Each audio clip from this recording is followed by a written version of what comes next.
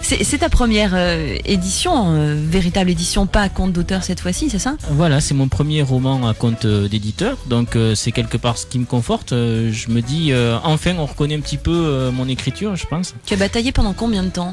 Une dizaine d'années? Mon premier livre est 2001. sorti en 2001, Ouais, donc ça fait presque 10 ans. T'as eu une démarche spéciale pour ce bouquin, une stratégie différente pour convaincre un éditeur, ou simplement il était meilleur que les autres d'après toi? Une question cruelle, hein. Question piège. Non, pas piège, mais c'est vrai que je m'en rends compte. Je me dis quand même. C'est difficile pour toi, j'imagine. Je pense que celui-là est beaucoup plus documenté que les autres. Et puis, c'est un travail d'écriture, c'est aussi un travail de recherche. Donc c'est peut-être ça qui a intéressé l'éditeur. Après la vague de la théorie des complots, oui, à la suite de livres que tu cites, hein, évidemment. Ouais. Aide-moi. Tu as lu le passage sur Da Vinci Code? Oui, voilà, Da Vinci Code. Donc voilà, il y a aussi des choses.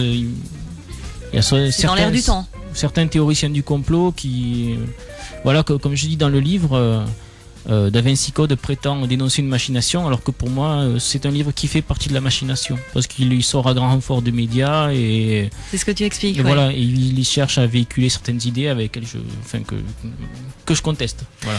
Donc, revenons un petit peu à l'intrigue. Deux personnages au début qui deviennent, donc, on le disait, forcément amis, un peu contraints et forcés, hein, ils s'y font. T'as Maxime qui est veilleur de nuit et puis Étienne qui est un ancien prof d'histoire. J'imagine que tu n'as pas choisi au hasard ces deux professions. Et qu'est-ce que ces deux professions font dans ton projet? Donc, dans tous ces personnages, il y a un peu de moi. Ah bon, tu as été prof d'histoire? Non, j'ai été prof d'anglais. Ah ouais. Mais donc j'ai connu l'enseignement et je sais ce que c'est et je suis bien content d'être parti. C'est un peu l'histoire d'Étienne, quoi, hein, et un peu déçu par l'enseignement. Voilà, c'est ça. Bon, sauf que lui, il a une cinquantaine d'années, donc proche de la retraite. Voilà, il a fait sa carrière, il a de la bouteille, mais malgré tout, le boulot a quand même fini par l'achever, quoi. Et donc quand il sympathise avec son voisin de palier Maxime, il est ivre-mort, il est en train de sombrer dans la dépression, quoi. Oui, voilà. Il quitte tout, en fait. Hein, il quitte le tout. Jour où il quitte puis tout. Sa femme l'a plaqué aussi pour entrer, soi-disant, dans une secte. Du moins, c'est ce qu'il pense. Voilà. Et quant à Maxime, c'est un veilleur de nuit dans une usine. J'ai dit une usine aéronautique, hein, mais bon, ça pourrait être autre chose. Hein, peu importe, c'est pas le. Donc lui il travaille la nuit et j'ai aussi travaillé la nuit puisque j'ai travaillé pendant quelques années dans les casinos de la vallée, Cauterets, Argelès. D'accord, voilà. Donc tu as aussi une connaissance du milieu de la nuit. C'est bien, ça rend plus crédible l'écriture et ouais.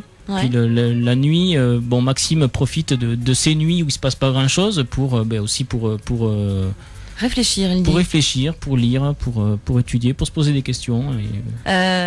Comment va avancer l'enquête avec l'arrivée d'un nouveau personnage? Pourquoi avoir mis un détective au milieu? Alors, le détective arrive par le biais d'une association de lutte contre les sectes. Et, qui existe? Non, mais je sais que j'ai découvert récemment qu'il y avait un Tarbé qui avait fondé une association de lutte contre les sectes, mais bon, je ne sais pas du tout inspiré de lui. Hein. Parce que tu cites les personnages avec leur nom et leur prénom. Oui, pour les identifier déjà, parce qu'il y a quand même pas mal de personnages, donc il faut. Et ce qui est difficile quand on lit un roman, si on n'arrive pas à situer les personnages, après on se mélange tout. Donc quand il y a beaucoup de personnages, c'est bien de savoir qui ils sont, comment ils s'appellent et ce qu'ils font, et ainsi de suite. Ouais. Voilà. Et c'était quoi la question? La question, c'est comment va évoluer cette intrigue, comment tu vas la faire évoluer, et puis quel est l'intérêt d'y mettre un troisième personnage, un détective, alors que Maxime semblait déjà bien aiguisé avec l'enquête. Maxime, je dirais, c'est un intellectuel, c'est pas forcément un homme d'action. Étienne, c'est aussi un intellectuel, mais la différence entre les deux, c'est que Maxime est spirituel, Étienne est athée. Voilà, ce qui permet justement de quelques débats intéressants entre les deux. Il manquait un homme d'action dans tout ça. Et c'est le détective.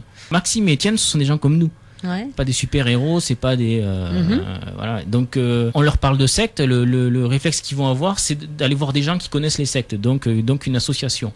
Et cette association travaille en collaboration avec un détective privé.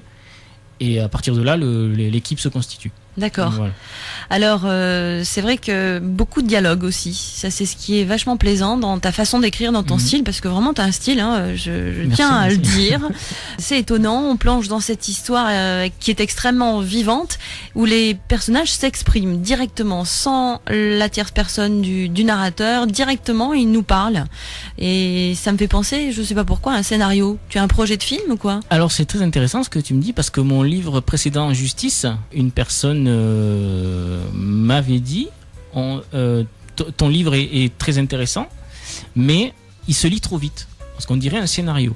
Voilà. Et donc, effectivement, mais je renie pas du tout ce côté scénaristique, parce que moi j'adorerais faire du cinéma, enfin j'adore le cinéma, j'aimerais bien un jour écrire des scénarios ou voir un de mes livres adaptés à l'écran, enfin ce serait assez génial, voilà, enfin un projet non, parce que ça dépend pas que de moi, mais j'adorerais ça quoi.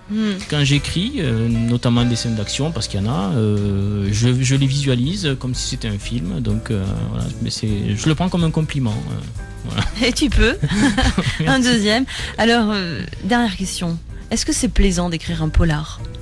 Parce que ça prend quand même beaucoup de temps. Ça prend beaucoup d'énergie. Ça prend 3 ans de sa vie pour celui-là, qui est très documenté. Est-ce que tu t'y retrouves? Moi je compte bien continuer, donc c'est que pour l'instant je me suis pas lassé. C'est pas le côté polar qui m'intéresse le plus. Bon, je lis pas spécialement de livres policiers. J'ai plutôt des lectures liées à l'ésotérisme. L'initiation, des choses comme ça, c'est ça? Le livre initiatique, des choses comme ça? Ouais, voilà, bon, c'est assez varié. Mais. Bah non, pas trop, je trouve. Allez, on rebondit un petit peu sur tout ça. Prochain projet, Frédéric Candian, t'es tout jeune. Tu vas continuer dans la littérature ou les casinos? Ah non, les casinos, c'est comme l'enseignement, j'ai tourné la page.